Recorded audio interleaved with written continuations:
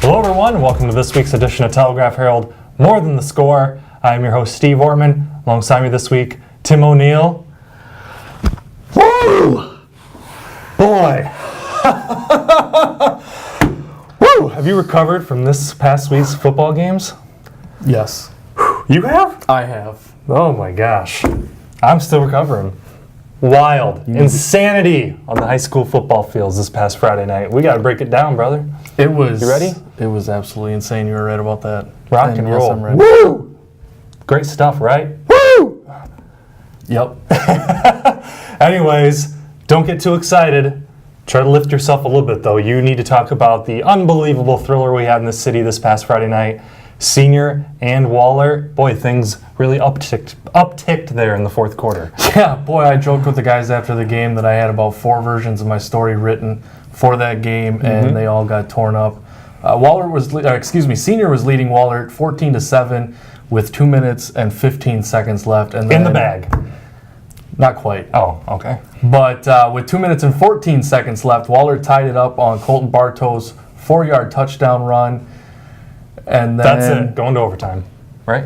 That's what I thought, and that's what I emailed the guys back in the office. And then Sam Schnee caught a short pass from Chaz Hancock and took it 76 yards for a go-ahead touchdown with 2 minutes left. Boom! Senior wins, you getting your story in nice and early.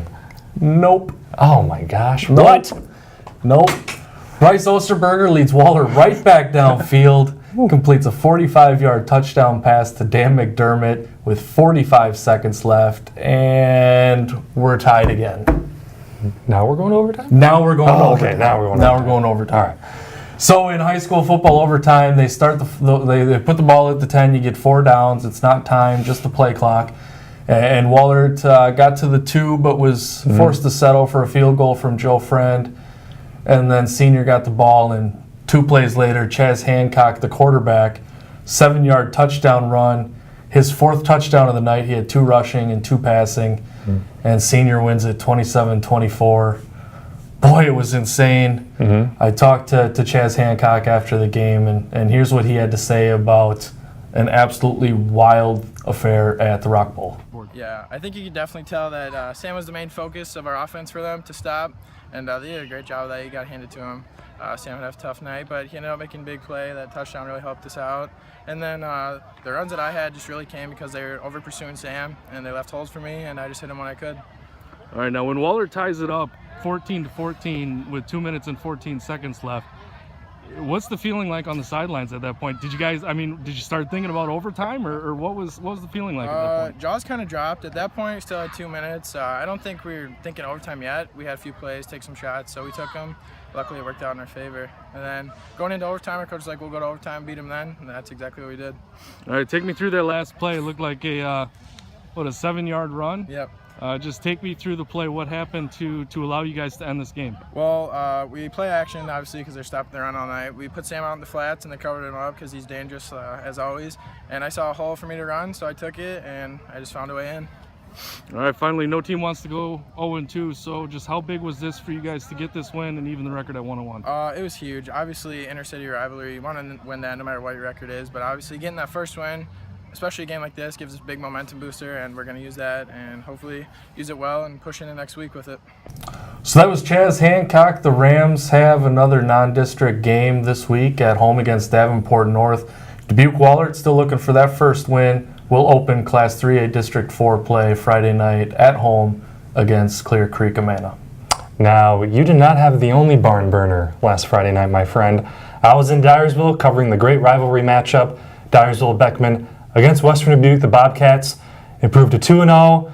Another close win. They win 34-21. This game was tied at 21 going into the fourth quarter, and Carver Conway had the big game. What an impact he's been making with this Western Dubuque program. Originally from Waukon, just made the move this past offseason into the Western Dubuque School District, and he is making some noise right away for the Bobcats. 25 carries, 204 yards, and 2 touchdowns. Helped break that 21-21 tie in the fourth quarter with a 3-yard touchdown run on 4th and goal. And the Bobcats went on to add another touchdown late. They pick up the victory.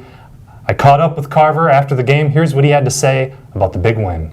Honestly, I was a little surprised at the beginning. We were starting kind of slow, but when second half we started to pick it up, and that was a really fun game to play in the first half. So I'm glad it was a good game, not like a blowout or anything. Sure, you enter the fourth quarter tied at 21. Talk about that championship drive. You guys go 15 plays, 88 yards, and you get the what ended up being the winning score there on 4th and goal. Yeah, that took grit. That's all I'm going to say. Our team has a lot of grit, and that's what our coach taught us, and I'm thankful for that. So. Okay, both teams now set to go on the road this Friday night. Western Dubuque will be traveling to Waterloo West. Beckman, a tough district matchup to open district play at Waukon. Now switching things over, I know we cover a lot of preps here, but Division III got things underway here in the area this past weekend. All teams picked up big wins, Tim. University of Dubuque, overtime win over Bethel on the road, as well as Loris, huge win at Elmhurst. But uw-Platteville opened their season at home, picked up a riveting 30-28 victory over George Fox, and they did it with a brand new face at quarterback. Cade Earl stepped in, a freshman, the first freshman starting quarterback for the Pioneers since 2009. He threw for 434 yards, 2 touchdowns. He also ran in for a 3rd touchdown as the Pioneers kicked the game-winning field goal with 1:41 to play, and they picked up that 30-28 victory. So all kinds of big victories on the Division III front for us. I caught up with Cade after the game. Here's what he had to say in rallying the Pioneers to victory. We had some great play calls in. O-line gave me a bunch of time, and we just went out there and executed. Wideouts were running great routes for me, and running backs were picking up blocks, making key runs, and we just executed to give our kicker a chance.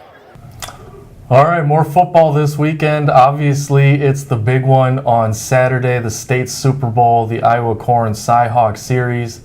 Iowa travels to Ames to take on the Cyclones. Kickoff at 11 o'clock. I will be there. I'll come back next week and tell you all about it. Have a little reaction from some of the players. And boy, it should be a really good game this year. Both teams looking good after season opening wins. And who knows, maybe this is the year Iowa State comes back and gets the Hawkeyes again. So we'll see you on Saturday. All right, all kinds of football going on. We're in the swing of things now. College football, the D1, the D3 levels. Preps are entering week 3 here in Iowa and Illinois. Gosh, we're going to week 4 already in Wisconsin. So that's going to do it for this week's episode of Telegraph Herald More Than the Score. I'm your host, Steve Ortman, alongside Tim O'Neill. We will see you next week.